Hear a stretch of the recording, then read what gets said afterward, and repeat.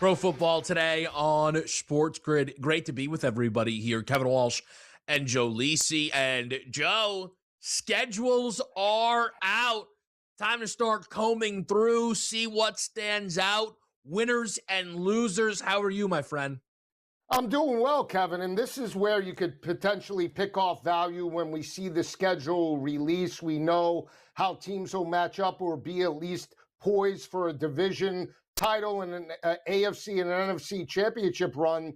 It comes down to injuries. It comes down to off-season additions and departures, and it comes down to the schedule. And this is where now value is had in the off-season.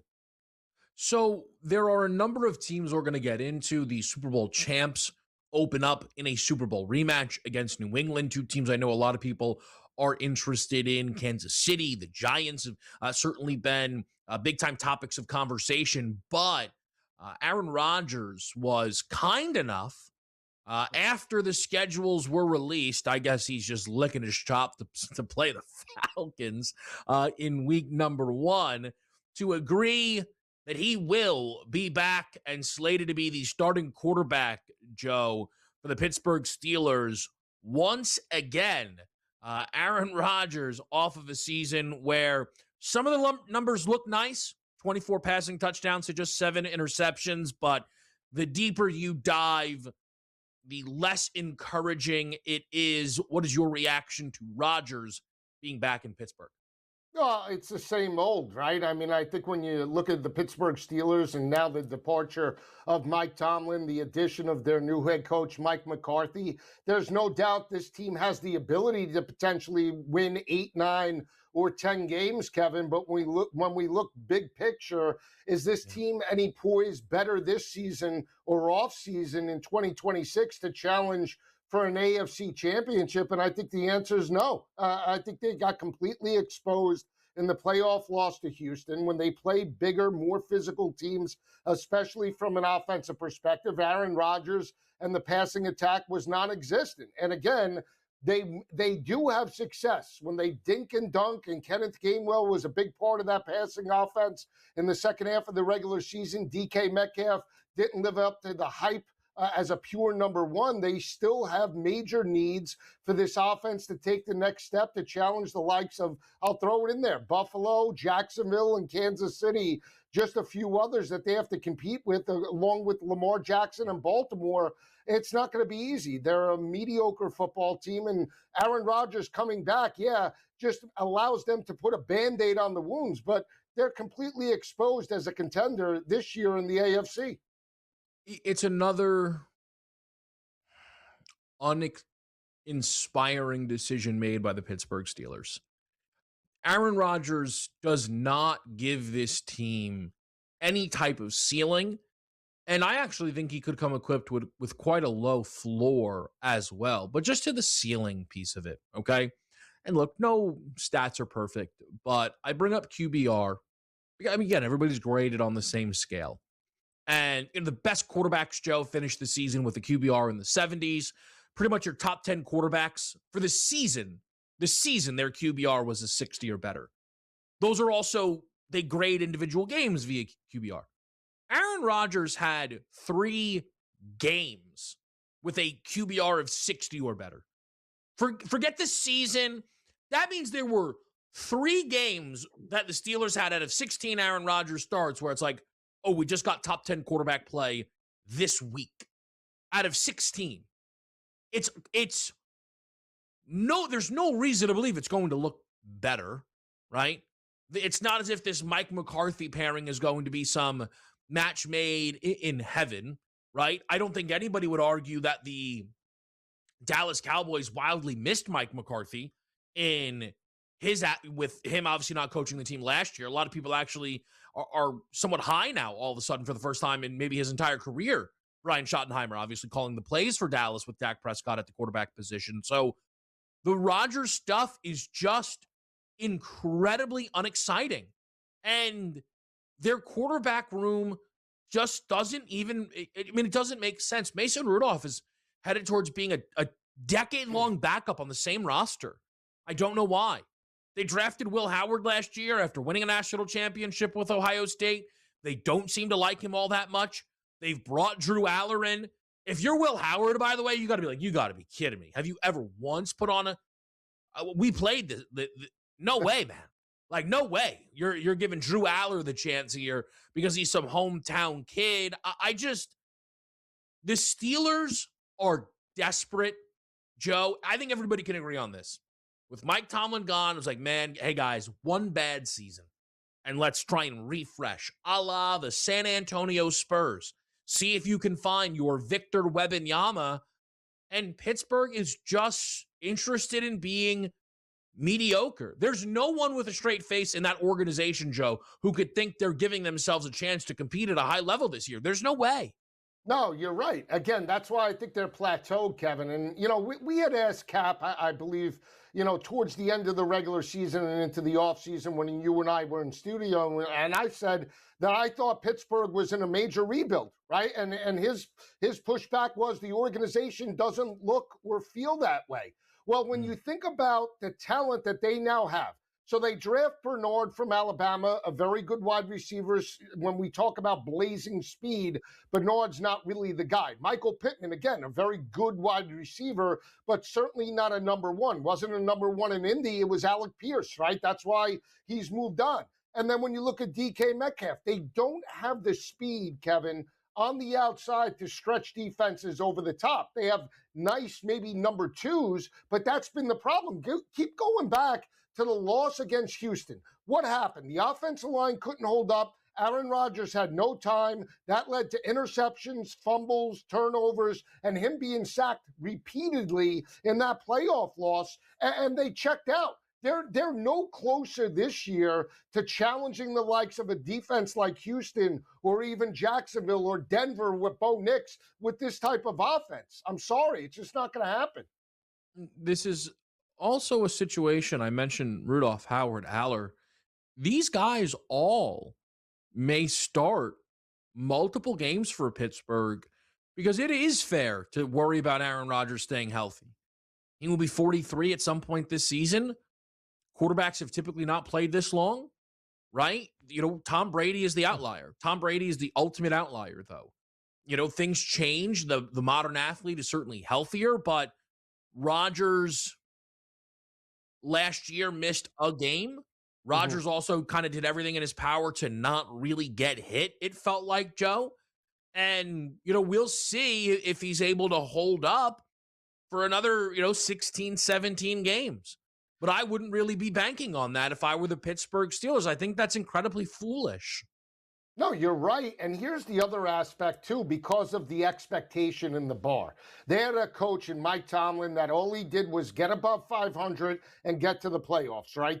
He moves on and they bring in Mike McCarthy. Well, the bar is still an AFC championship and a Super Bowl. The problem is that you have a quarterback in his 22nd year in Aaron Rodgers that's aging. So it's similar to what we saw with the New York Giants last year. It's a different situation with Brian Daboll being on the hot seat, right? But when they had Russell Wilson, it was like, okay, how long does the Giants or the organization allow Russell Wilson or Jameis Winston to start before you hand over the reins to Jackson Dart? Well, the same thing. If this team is, let's say, 2 games under 500 come week 10, week 11, are they going to give a legitimate shot at Drew Aller and or Will Howard to at least see what you have for a quarterback of the future? Because if they just allow Aaron Rodgers to play out the season, now they're another year behind all these other teams competing for a championship. It's just a broken model right now, and all they have done is look to have a plug-and-play guy,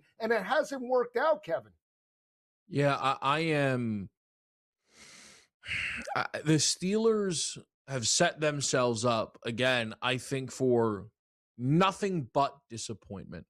It would be incredibly surprising to me if Steeler fans left this season happy. Because, Joe, even if they have a bottoming out type of season, a lot of people will be like, what was the point? Why did we have to bring Rodgers back? All right, let's talk about the first game of the NFL season.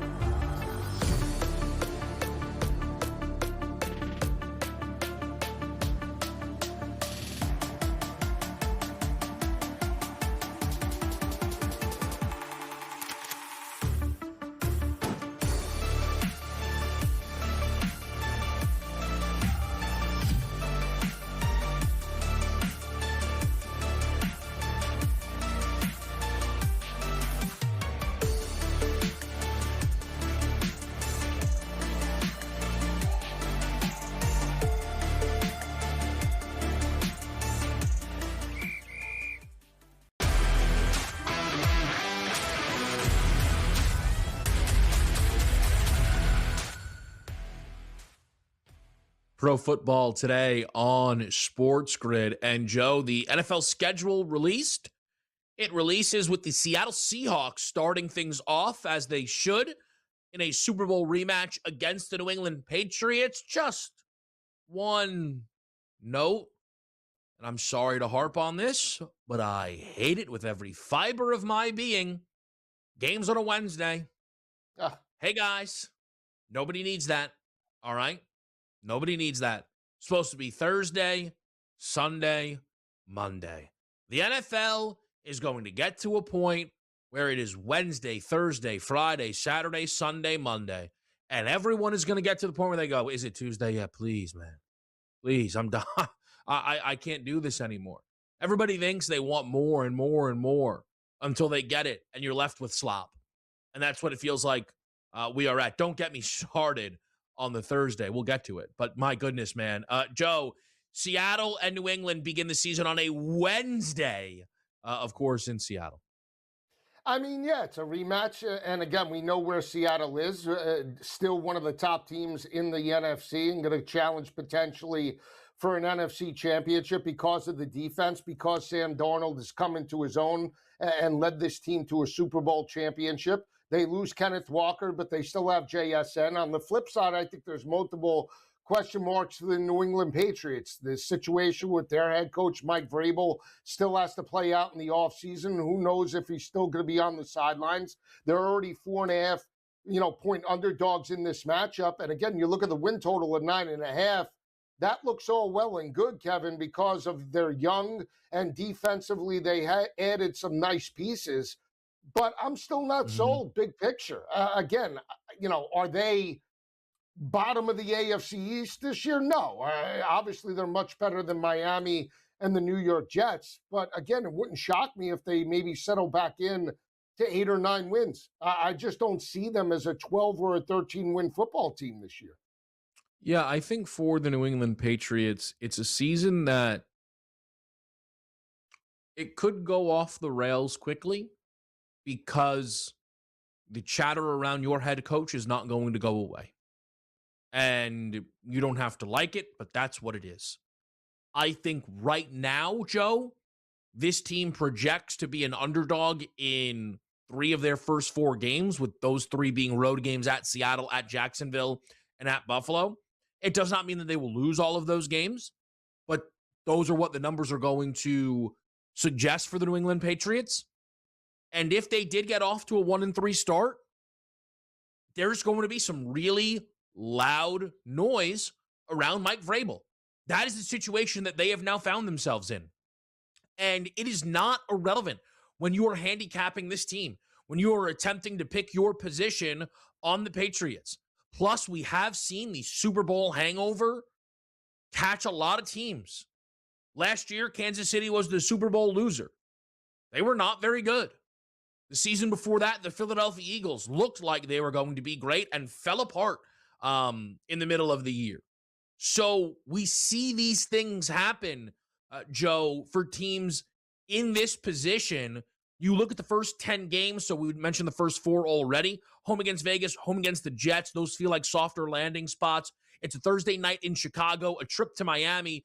They will then play Green Bay and an international game against the Lions over in Germany. Again, this NFL schedule is terrible. My goodness, we're doing Lions, Patriots in Germany. Gosh almighty, I hate this thing. I really do, Joe. I really cannot stand what they've done here. This is a spot for if this team, I don't think Mike Vrabel will be fired. I think Mike Vrabel taking a breather, though, which he's already done, is on the board. And I think a lot of people who want to positively invest in the Patriots want to do so through the lens of Vrabel, the reigning NFL Coach of the Year, by the way.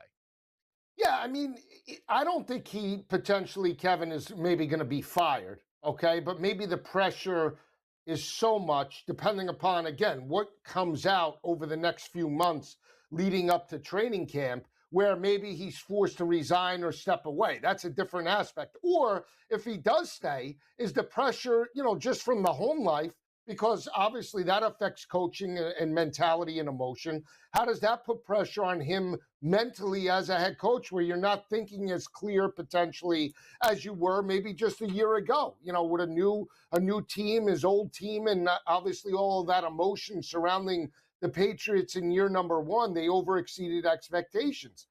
But again, when you look at the win total at 9.5, you look at the schedule, right? I mean, even though it's in Germany, Detroit's trying to bounce back. They're still a very good football team. Green Bay and Chicago have aspirations of an NFC championship. So those are 3 games right there, Kevin, that are no gimmies. Then you got the Chiefs, you got the Bills, right? And Denver on the schedule. So, and the Chargers, oh, by the way. So again, if I had a bet right now, I'm taking the under. Again, I think 9-8 isn't out of the realm of possibility. And again, it can only go down, meaning here we are, right? Super Bowl runner-up. They lost the game, aspirations to be a 10 or 11 win football team, but all the uncertainty, they can only go down from here, Kevin. They can't go up. The expectation is right where it is, based off of last year in a perfect scenario. So that's why I would sell the 9.5. How much do you think the numbers could move with a completed A.J. Brown trade? I think if A.J. gets on after June 2nd, I think we go to 10.5. And I think it's a gimme. I still think it's a gimme. You want to give me I think A.J. Brown brings an extra up game to the futures, right? I think obviously the playoff and the Super Bowl price would get hit significantly. So if you're looking and the other way, if you're looking at the Patriots and you're buying in, better to buy them now, because with A.J. Brown, they're only going to go shorter long term. But I would take the other shot. I would sell it. Right. So for me, and again, we're early in this process. I am not desperate to fade the Patriots, because I think Drake May, Joe, actually was deserving of league MVP last year. I think Patriots fans hunted Coach of the Year because they thought that was believable, and then boxed themselves in to where that was the award they were given. I don't think Vrabel should have been Coach of the Year. I tend to believe Drake May should have been league MVP. If that's who Drake May is, then the Patriots should be a consistent 10 or 11 win team in this league. Let's focus on the champs after the break on SportsGrid.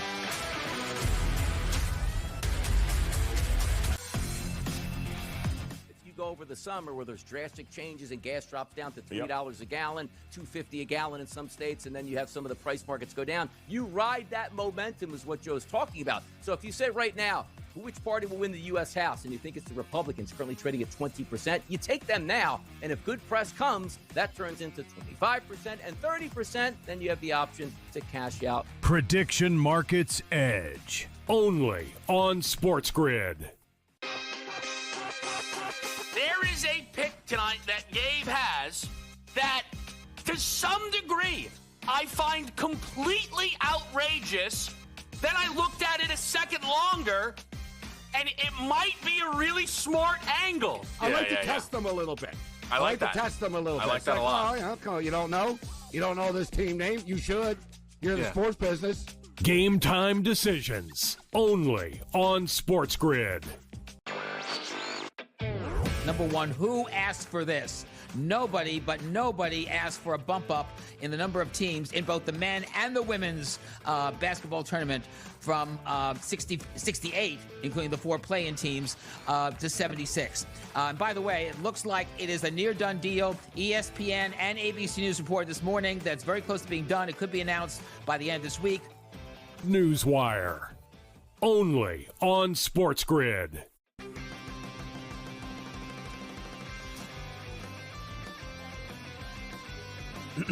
Class is in session. Today, let's talk about the teaser. A teaser is a multi-leg bet where you shift the point spread in your favor. You get better numbers, but every selection has to win. It doesn't matter what you bet if you don't have the insights. Tune into SportsGrid and get ahead of the class.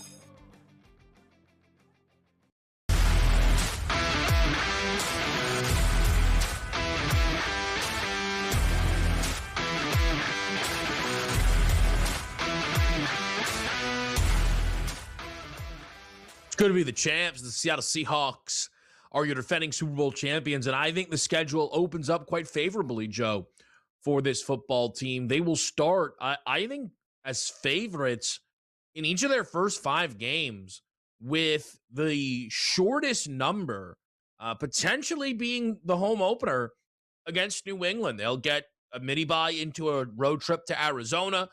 They will then go play your boy Jaden Daniels in Washington before hosting the Chargers, as well as then the San Francisco 49ers. I think it's a nice little jump-off point here for a Seattle team who will be battling completely different preseason expectations. Oh, absolutely, Kevin. And again, they're going to have their bullseye on the back each and every week when the Super Bowl champions come into town.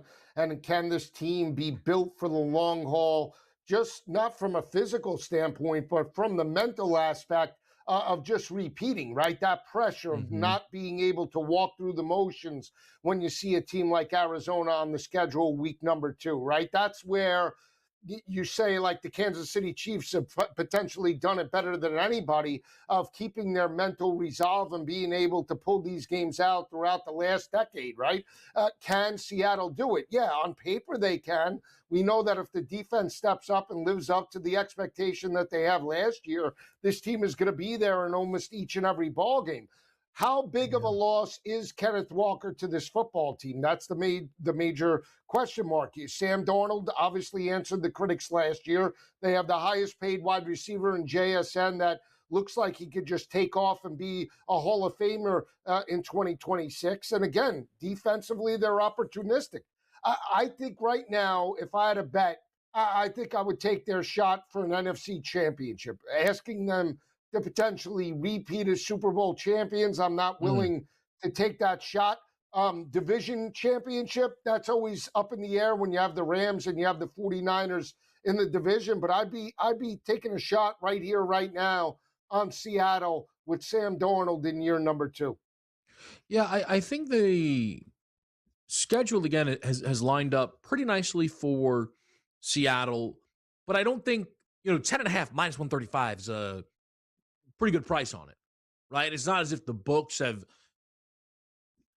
It was very noteworthy to me when the Super Bowl ended that they put Seattle as the preseason Super Bowl favorites. Now, I immediately said that number wasn't going to stick, and as right as can be. It took little to no time for the Rams to not only move in front of them, but to create actually a bit of separation between them and Seattle. There's a $3 gap between the Rams and the Seahawks, and everybody else for what it's worth.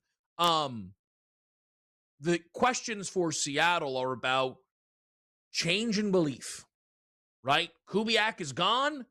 Do you believe in Sam Darnold?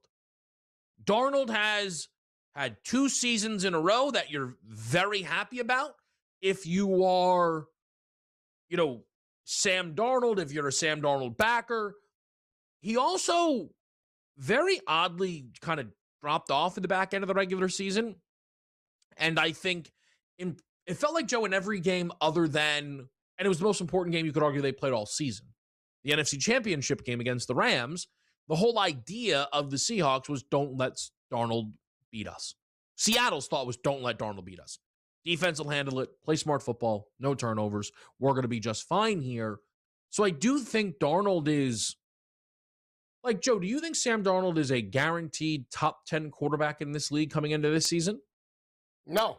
I mean, do I believe in his ability? Yes. Do I believe that he could potentially fail? Yeah, absolutely. I think when you look at this team right now, Kevin, the biggest question mark is Clint Kubiak. It is the offensive scheme. How does it change? We talk about coordinators being in a rhythm, quarterback to wide receiver relationship, the ability to understand talent, how it responds in game situations.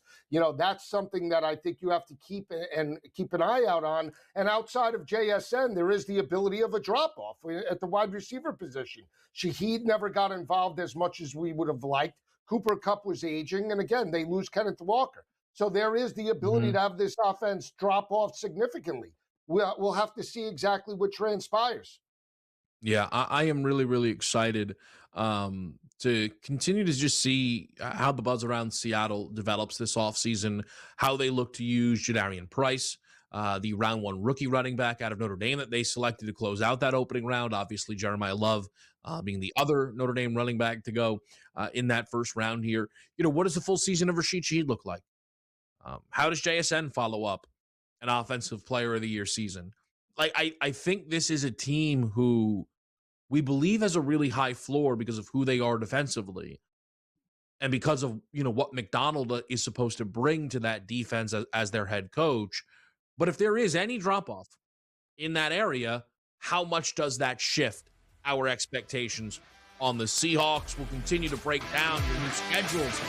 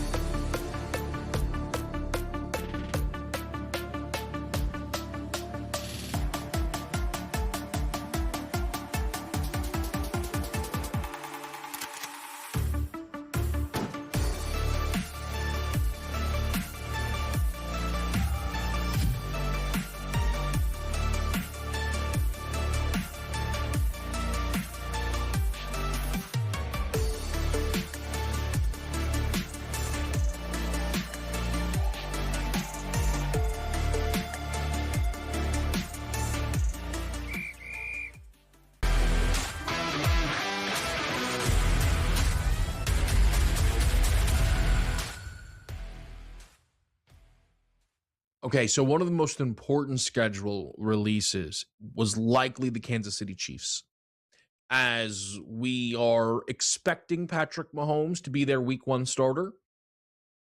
But you try and figure out, hey, is there any chance they think they could keep their heads above water if he misses a game or 2?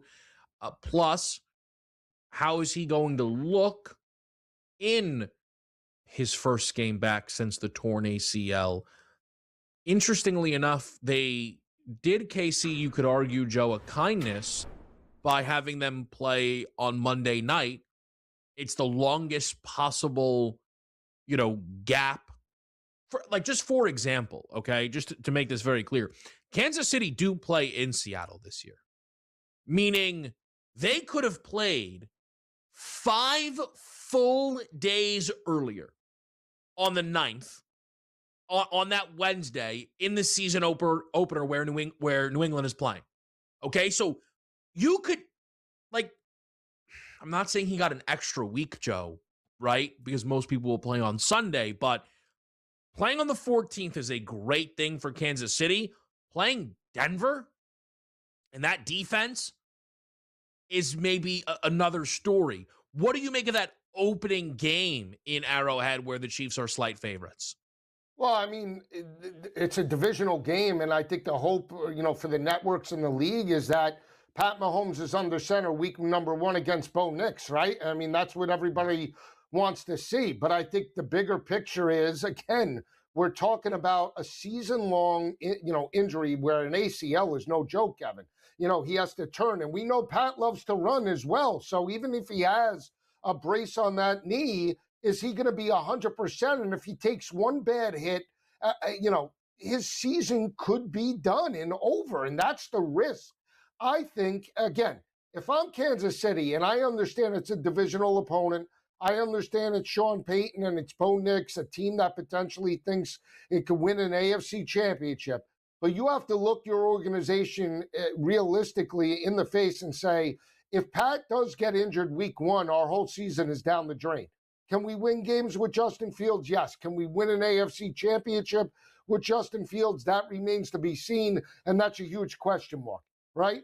Better to preserve him for maybe 1 or 2 weeks, have him come back in week 3. If the team is 1-1, what do you lose out of that? But you gain time and you gain the ability for Pat Mahomes to be 100%. That is the biggest concern for the Kansas City Chiefs, not being under center week number 1 in a prime time game. Nobody really cares about that. Yeah, I think it is interesting that it'll be, again, I know it's not by a lot, but it'll be a short week for him, his second game of the season. I think what stands out to me, Joe, is there's going to be a lot of pressure on this team to win games early. There is a 5-game stretch. Now, health always can change things. Kansas City, Joe, at Buffalo, at the Rams, at the Bengals, home against the Patriots, home against the 49ers. I mean, that is 3-4 of the top Super Bowl favorites. You're running up into there, along with then, Joe Burrow and that Cincinnati team, who's always been a tough out for Kansas City. This team has to win early. I think, just kind of reading the schedule here, right? But Joe, they are set up to do just that. Let's be very clear about it. They play Denver. They are booked as favorites. They play the Colts. Probably no Daniel Jones in that game. They'll be booked as favorites. At Miami, supposed to be bad. At Vegas, supposed to be bad. And then a bye week where you're home against the Chargers. They will be favorites in each of their first 5 football games, Joe. Are they going to be 5-0? I'm not sure. But hey, if Kansas City starts 4-1, no matter what the back of the schedule looks like, it's impossible to imagine a healthy Mahomes, Andy Reid is the head coach, won't make the postseason if they start the year 4-1, Joe. No, you're absolutely right. And again, there's multiple games that they can win on that schedule, I believe, with Justin Fields in the early part. Again, I think they could beat the Colts in week number 2 with Justin Fields. I mean, especially if the defense is revamped like we believe they can be and take another step going up against whoever is under center week number 1 or week number 2 for the Indianapolis Colts.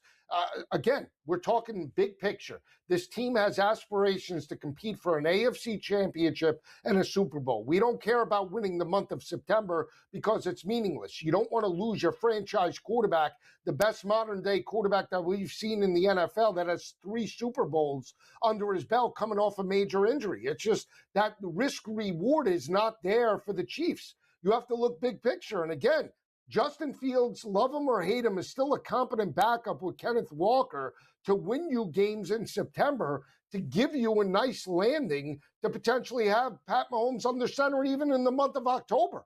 So even if you drop that opening game to the Denver Broncos, if you win the game against the Colts and win the other 2, or they're 3-1 heading into the bye week, what's so bad about that? I think that's more beneficial for this team early on than rushing Pat Mahomes back and hoping he's 100%. Kenneth Walker has a listed season-long yardage prop at 925.5, Joe. That's low. If he's healthy, it's way low, right? He's a 1,000-yard rusher in my eyes if he's healthy. Now, health dictates these season-long props in just a mind-numbing way at times. But if he is healthy, if he is good to go, I agree with you. That number looks light. It's been a little bit, though, since we've seen Kansas City. Some of it is, they don't love their guys. Some of it is that they look for, they kind of split the work up, Joe. But they haven't had a 1,000-yard runner in the Patrick Mahomes era. The last time was Kareem Hunt in the Alex Smith season that preceded Mahomes taking over. So I think it'll be very interesting to see. And look, the odds all tell us Mahomes will start week number 1. It'll be interesting, Joe, if let's just say he's 95%, right? Are they Walker, or, are they run heavy? That wouldn't surprise me at all, right? No. Like, I don't think Patrick Mahomes overs are incredibly tempting when you consider coming off the injury plus the acquisition of Kenneth Walker. Right. Here's the thing for the quarterback position, right? You have Pat Mahomes, and you're like, okay, he's 100% healthy with the knee. The knee is stable. Everything's fine. How does Pat Mahomes handle that mentally with pushing off, being able to, believe in the knee that it's 100%? That's another cause that we don't know. It could be a mental block. It might take a game or two till he feels 100% healthy. And that's where you rely on the offensive line, and you rely on the new addition of Kenneth Walker. I believe with you that Kenneth Walker could be a 1,200-yard rusher. He could be like a Jonathan Taylor, Bijan Robinson type of player, no doubt. Again, he could take games over. He's built like that, and we saw that in his days at college at Michigan State. Seattle chose to split time with him with Zach Charbonnet, and they had a dynamic 1-2 punch. Now, Kansas City has gotten by with Isaiah Pacheco and Kareem Hunt, but now you have a legitimate workhorse to take over the rushing attack, especially in the fourth quarter. Rely on the guy. That's what it comes down to. We'll see how they play it, Kevin. But at the end of the day, if I had a bet, again, we're looking big picture, I would take a shot on Kansas City to potentially win a championship, but I would take a shot on Kenneth Walker rushing numbers and under Pat Mahomes passing numbers. Yeah, I am really interested to see how they look to attack offensively as a whole, because you have Kelsey for another season. It doesn't look like Rashee Rice is going to be suspended. Will Xavier Worthy live up to that round 1 billing? Xavier Worthy had himself a fine enough rookie season when you consider it finished, with a monster, albeit in garbage time, Super Bowl performance, a pretty good postseason as it was. I think this Kansas City offense. Here's the other element to this, and I'm almost surprised I haven't mentioned this. Pat Mahomes hasn't been all that the past few years. Like, is Pat Mahomes going to come off of an ACL and go back to the gunslinger? That might be unlikely, fair to say. We'll be right back.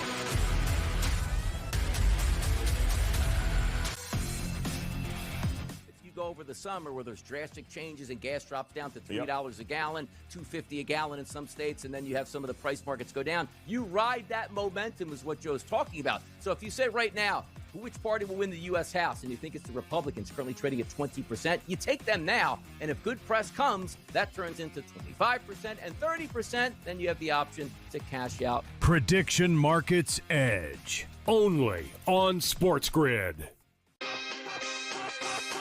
There is a pick tonight that Gabe has that, to some degree, I find completely outrageous. Then I looked at it a second longer, and it might be a really smart angle. I like to test them a little bit. I like to test them a little bit. I like that a lot. Oh, okay. You don't know? You don't know this team name? You should. You're in the sports business. Game time decisions, only on SportsGrid.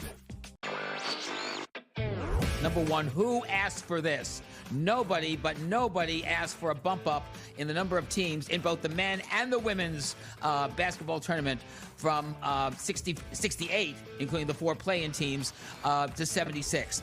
And by the way, it looks like it is a near-done deal. ESPN and ABC News reported this morning that's very close to being done. It could be announced by the end of this week. Newswire, only on SportsGrid.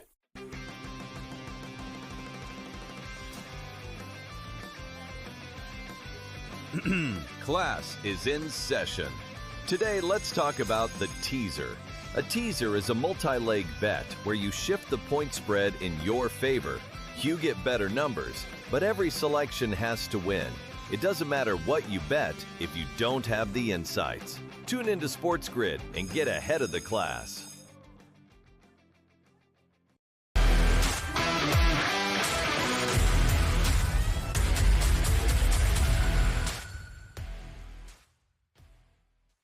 Pro Football Today on SportsGrid. Joe, we're rolling through some of the most noteworthy teams and their schedules that have released. And man, oh man, do the schedule makers believe in the New York Giants, or at least early on they do.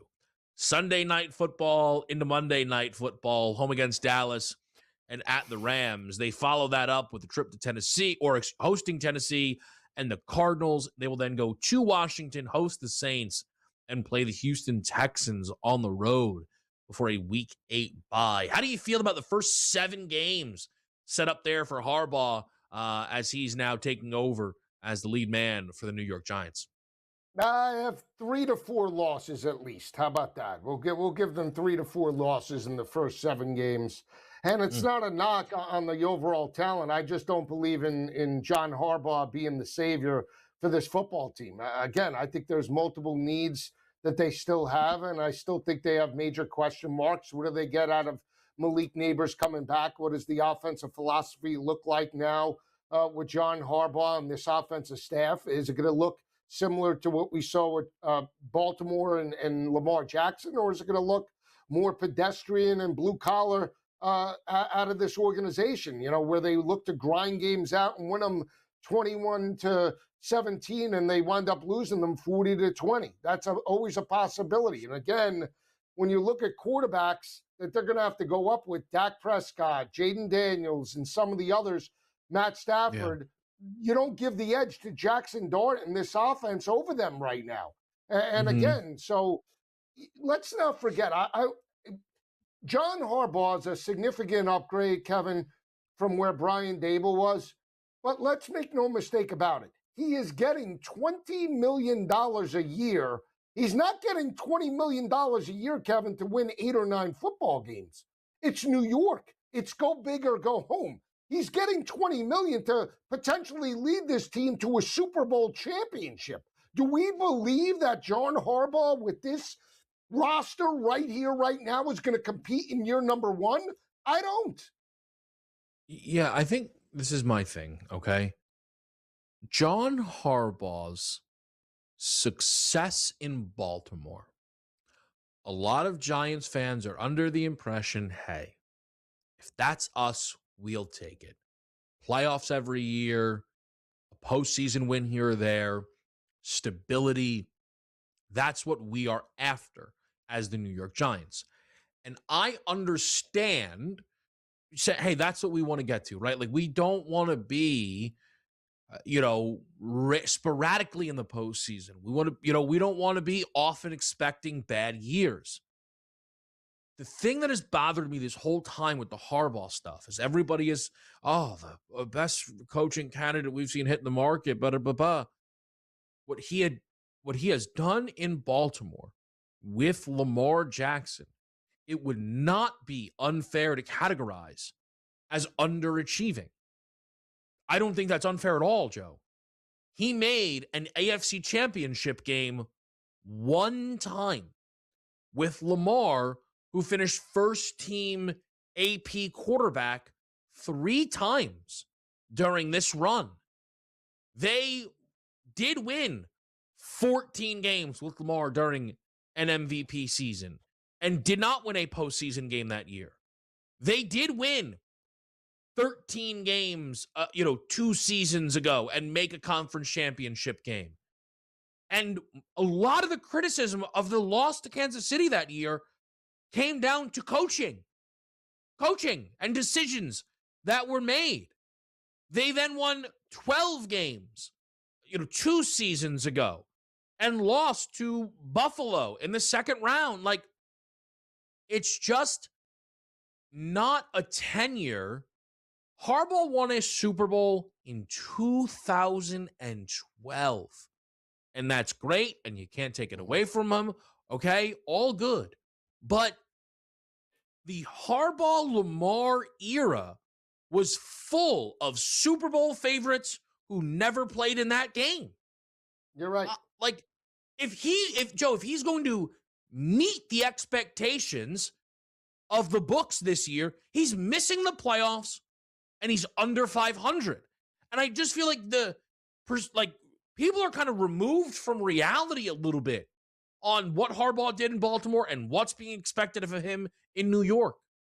Right. And to your point, he's never been at a disadvantage for the most part at the quarterback position. With Lamar being a two-time MVP, he's either been equal or better than every quarterback he's gone up against, with the exception of Pat Mahomes that has more Super Bowls than Lamar Jackson, right? So if you put Lamar and you put Josh Allen up, they're equal. You put Lamar and you put Joe Burrow up, they're equal. Why? Because they're both MVP candidates and they don't have a Super Bowl under their belt, right? So at that aspect, that's what I'm saying, is that for $20 million, John Harbaugh in New York was brought in to change the complexity of the organization, not to just be a 10-win football team. It's to bring a Super Bowl championship. And the difference between John Harbaugh and, let's say, the days of Tom Coughlin and back with Eli Manning won 2 Super Bowls. Jackson Dart hasn't won anything.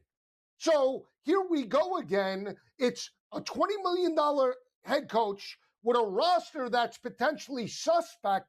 Can he overachieve? His defense wasn't lights out. It's not like his defense was a top 5 unit last year, and they got exposed multiple times. So again, the Giants still have defensive concerns. I don't think they win 7 games in year number 1. Yeah, I'm not. I also just he didn't draft Dart. He didn't draft Neighbors. He didn't draft Scadaboo. But he didn't draft these guys, right? He didn't draft Thibodeau. He didn't draft Abdul Carter. He drafted Arvell Reese and Francis Mauigoa, and then signed a bunch of former Ravens. That's what he did, right? It's like, oh, look at Harbaugh's defenses. You mean the defenses that fell apart the second McDonald took the Seattle job? Like, oh, look at his offenses. The offenses quarterbacked by Jackson Dart or Lamar Jackson. Yeah, man. It's going to be really interesting to follow along with the narrative surrounding Harbaugh and the Giants, who could make a splash beating Dallas on a Sunday night. That opportunity is there, right? They also are following it up by playing the Rams on the road, where they will be a touchdown plus dog. And if they start 0-2, that'll be really interesting as well. Close this thing out. Take a look at some week 1 lines next.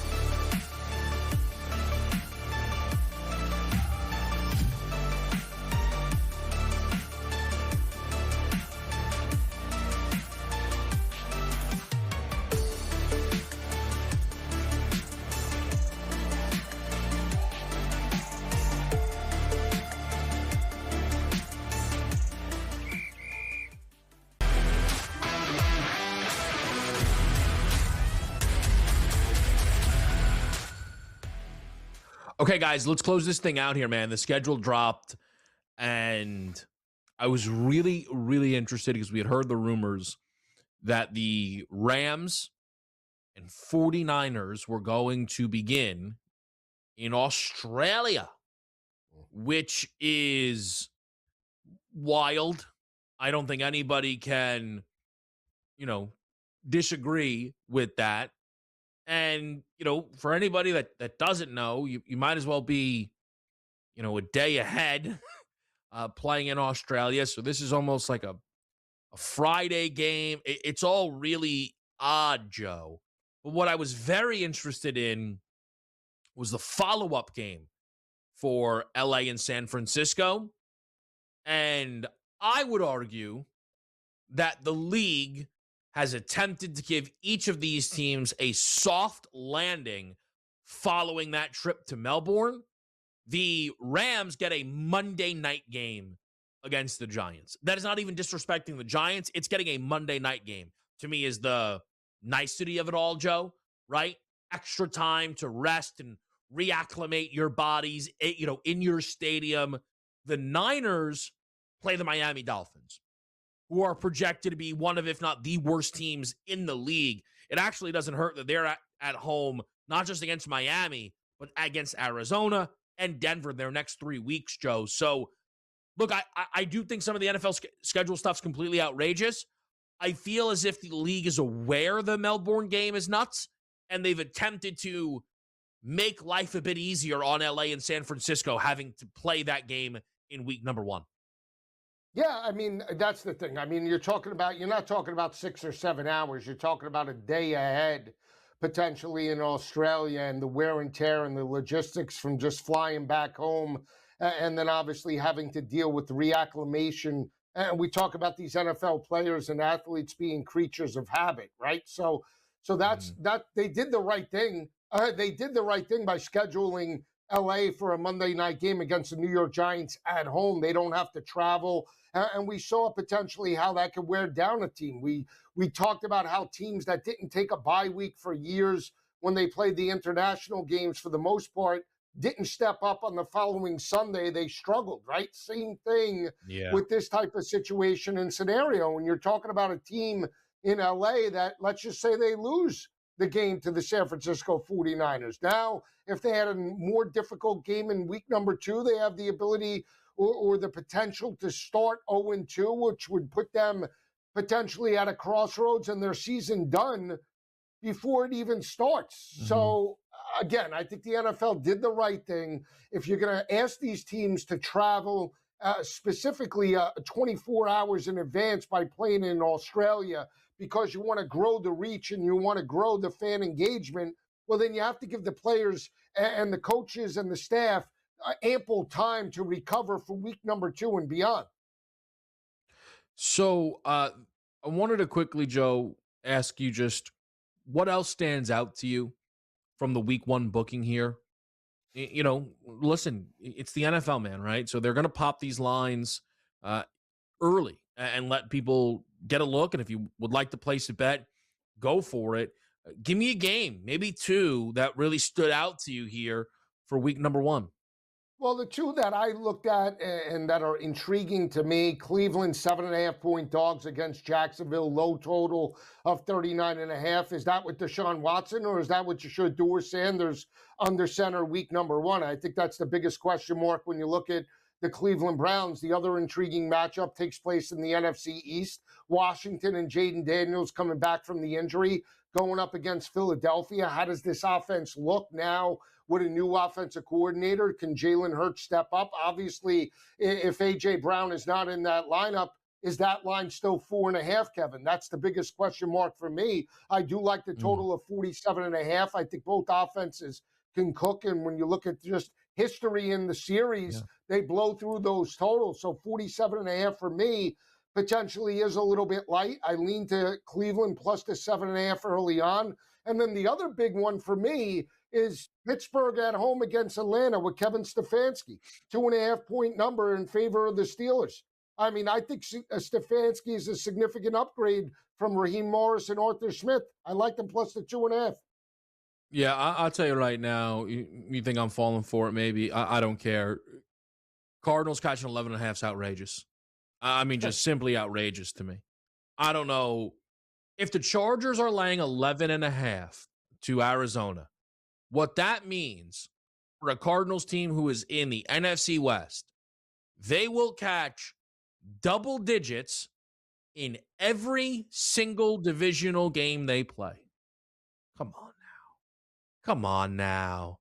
That feels a little much if you had to ask me, Joey boy. Joe Lisi, awesome as always. Always a pleasure to do this. We appreciate everybody hanging out with us here on Pro Football Today. Kevin Walsh, we will see you next time right back here on SportsGrid.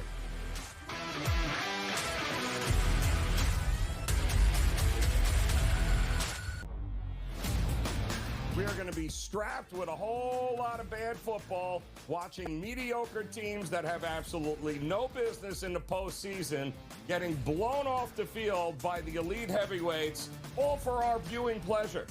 They are even willing to trample right over the historic Army-Navy game, which apparently, we'll figure out at one point where we can play this game. The Early Line, only on SportsGrid. I don't blame David Stearns at all for looking at the team and saying, hey, look, with this high payroll and with all the players we have, Donnie, they have not won anything. They did not even get in the postseason last year. So they're like, all right, let's break it up and try something new. But their new plan has not worked. It doesn't look good on paper. It doesn't look good in the standings. Even if the Mets were to play okay the rest of the season, I think their season is a wrap. Pro Baseball Today, only on SportsGrid. Hey there, it's your buddy Craig Carton. If you're trying to find out how to get all the great content that me and Tyrone Johnson give you every single day, here's Tyrone to tell you how. You can subscribe on Apple Podcasts, YouTube, Spotify, and of course, Amazon Music as well. We're at all four. That's right. It's the Craig Carton Show podcast every weekday morning live at 11, replayed at noon on YouTube and on SportsGrid throughout the country. Check it out. Betting growth was up about 40% year over year in March. So some of that obviously was the NCAA tournament, but a lot of that is because DraftKings and FanDuel were coming to town and bringing a lot of money with them. It was about $87 million was bet in the month of March, which is not only a March record, but it's a record for Arkansas in general. And it was really interesting to note too, DraftKings and FanDuel were only active for about 12 days. Newswire, only on SportsGrid.